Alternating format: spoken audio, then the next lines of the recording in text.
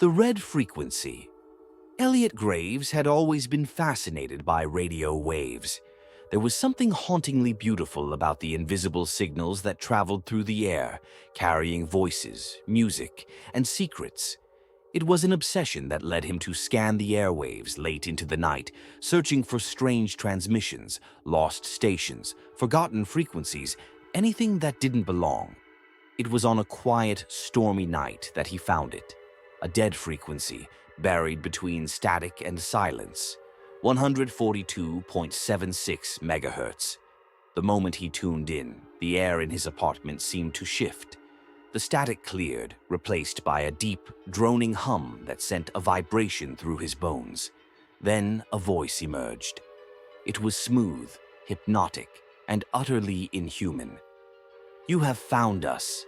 Elliot froze. His fingers hovered over the dial, but something in his gut told him not to change it.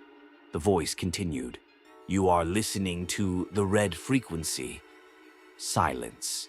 Then a faint whispering, layered voices overlapping, speaking words he couldn't understand. He leaned in, heart pounding, straining to decipher the murmurs. "We see you. We hear you. Do you want to know?" Elliot's throat went dry. "Know what?" he whispered, more to himself than to the radio. But the voice responded. "Everything." A high-pitched whine erupted from the speaker, making him recoil. His vision blurred for a second, a sharp pain blooming behind his eyes.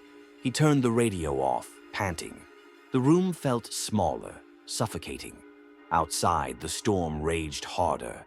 That night, Elliot dreamed of something vast and unexplainable. He saw a massive, red-lit city stretching endlessly in every direction, filled with shadows that moved unnaturally. A towering figure stood in the center, its featureless face turned toward him. It raised a hand. "Come closer." He woke up, gasping, heart hammering. Sweat drenched his sheets, and his pulse throbbed in his ears. He tried to shake the dream, but the images stayed with him, lingering at the edges of his thoughts like a forgotten song. For days, he resisted tuning back in. But the dreams wouldn't stop. The red city, the whispering voices, the feeling of being watched. It was consuming him. Shadows stretched unnaturally in the corners of his vision. The world around him seemed off, like a film reel slightly out of sync. On the fifth night, he gave in. He switched the radio back to 142.76 megahertz. The hum returned, vibrating through his teeth. The voice greeted him instantly. "You have returned." Elliot swallowed hard. "What is this?" "We are knowledge. We are everything between worlds." "Would you like to listen?"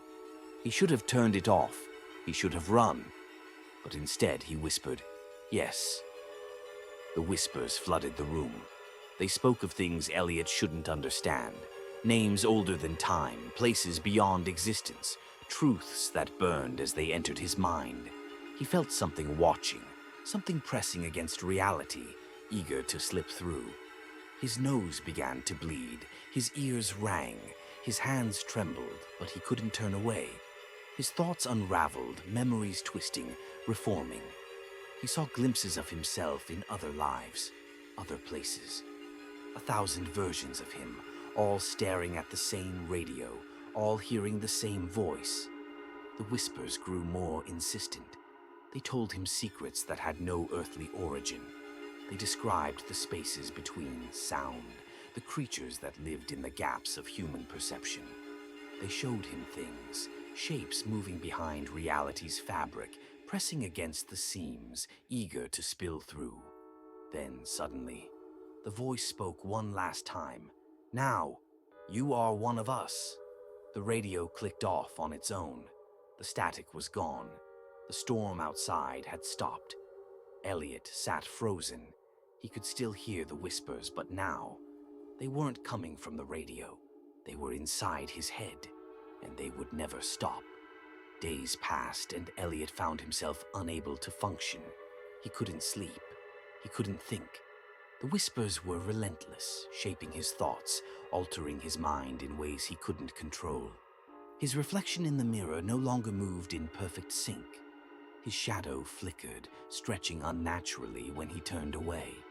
He could feel something shifting beneath his skin. He stopped going outside. The world had changed, or maybe he had. People's faces blurred when he looked at them too long. Voices echoed wrong, reverberating in ways that defied logic. His own heartbeat sounded distant, as if it wasn't entirely his anymore. Then, one night, his radio switched on by itself. A new voice, a different listener, a terrified whisper through the static. Hello? Who's there?" Elliot's lips moved before he could stop them. A voice, smooth and hypnotic, poured from his mouth. A voice that was no longer entirely his own. "You have found us." If you enjoyed this chilling tale, don't forget to like, comment, and subscribe for more terrifying stories. Hit the notification bell so you never miss a new horror upload. And tell us in the comments, would you dare tune in to the forbidden frequency?